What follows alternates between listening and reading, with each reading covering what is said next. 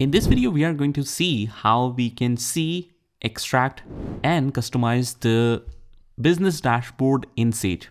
Now, the dashboard reporting is a very important feature in every tool nowadays, which gives you a complete snapshot of the overall company performance. So as you can see here, we have the business status tab right at the top. And once we click here, it will take you to this area where you can see the summary of different things. Here we have the account balances, all the accounts that are used, and along with the balances. Since this is a new company, everything is on zero. But on the right hand side, we can see the year to date report and a kind of mini profit and loss account report.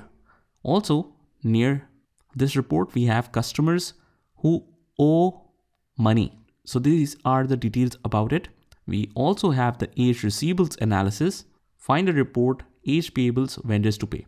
So this is the default arrangement. But if you want to customize this, on the top, we have the customize button here as well. If you want to change the preference, we can move it up or down however we want, and we can extract some other reports as well. So that's how you can make all of these customizations and click OK.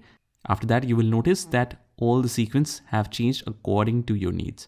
Before, the revenue report was up, now it's down here, and we have a new report here as well. Also, you can set on each tab that whenever you open Sage, whether you want this tab to open by default or this one.